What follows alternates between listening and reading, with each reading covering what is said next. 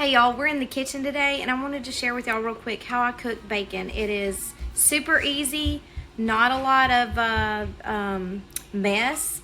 It is a little bit longer than cooking it on the cooktop, but we're gonna be baking our bacon. So the first thing I do is get a cookie pan and I line it with aluminum foil and I do shiny side down, specifically for a reason. I also preheat my oven to 375. Okay, so I lay out my bacon. We get our bacon from the butcher. It comes directly from a local farm, and we typically get large quantities. This particular bacon came from Messick's.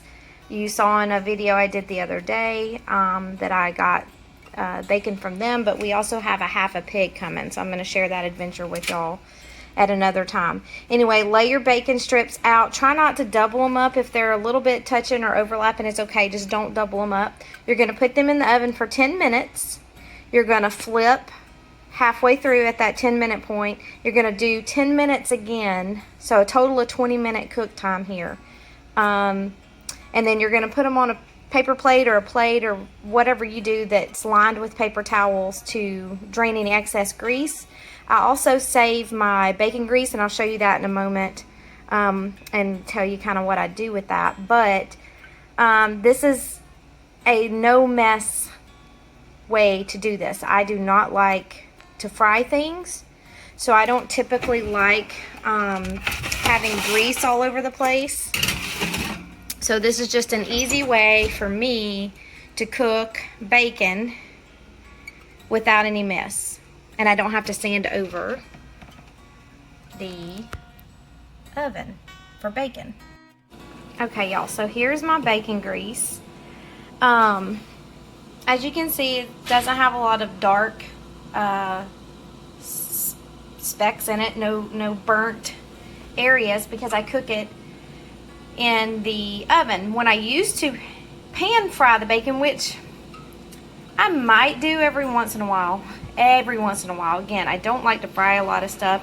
I don't like to stand over a stove flipping meat that I'm frying. Normally I'll just do it on the grill if I'm doing meat. Last night I did make hamburger steak and crab cakes, so I had to stand there and saute and cook on the cooktop. Not always a fan of that. Anyway, so what I use bacon grease for when I'm making pancakes, this is the grease I use in my skillet for my pancakes. If I'm making baked potatoes, I will coat the outside of the potato with bacon grease. I use it to grease a lot of things that I'm cooking. It's all natural, it's free, and it's something that I've kept myself. So essentially what you do is you drain the fat. If it's a fat of any kind that you want to keep, which typically you would on your bacon, and then you put it in the refrigerator. So when I'm finished cooking this bacon, I will let the grease cool down that's in the aluminum foil. I will slowly pick it up and drain it into this cup. I'll let it sit for a few minutes to settle, and then I'll put it back in the refrigerator, and then I have my bacon grease. So another thing I use bacon grease for, if I'm making green beans and I don't have any bacon on hand, I can put a dab of the bacon grease into the pot to have that flavor. You could do it in a lot of casseroles that you cook. There's just a lot of uses for bacon grease. And it's just one of those things that you learn to save from your grandma.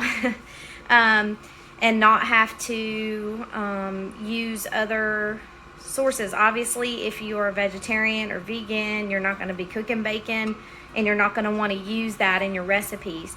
But if you are already cooking bacon, then you should be reserving the fat, because then you're using the excess part of what you cooked. So you're using all of it. Anyway, so once the bacon's finished, I'll pop back on and show y'all what it looks like, because we're making BLTs for lunch today, except I'm just eating a B because I don't like lettuce and I don't like uncooked tomatoes.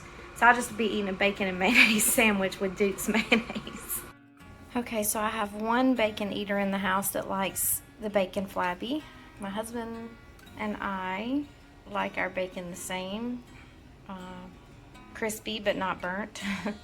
So, and I wanted to point this out, it really depends, the time length that you cook really depends on how you like your bacon, or what your final use of the bacon is going to be, because all of those things will change. So keep your eye on your bacon towards the end to see what texture you want it to be. Also, your oven could play a role in the timing as well, and you may need to bump up the temperature if your oven doesn't cook well. I mean, everybody's oven cooks the same. I mean, different. So you just gotta kind of know your oven. But I cook mine on 375 on 10 minutes each side. This is about 15 minutes of cook time, and that's how our oldest likes to eat his bacon. Okay, so here is what our bacon looks like when it is ready. And we'll transfer it over here to my paper plate with paper towels that I will compost later. And I use non-coated paper plates so that I can compost them. But some people have like a designated kitchen gadget or whatever that helps them with soaking up grease from their meal, I guess. I don't know. I've just always used a plate and paper towels. I use it for eggs. Oh, that's another thing that I use the bacon grease for when I fry eggs. If I'm scrambling eggs, I use butter. But there are lots of uses for bacon grease. And at the end of the day, this is essentially how I cook bacon 99% of the time. And we are going to make some delicious BLTs. I like to toast the bread and lightly toast it, and then smother it with mayo. We use Duke's mayonnaise in this house, and we have some fresh tomatoes from the garden and some lettuce too. So anyway, that's how you cook bacon in the Baity house. Hope y'all have a great day. Bye, y'all.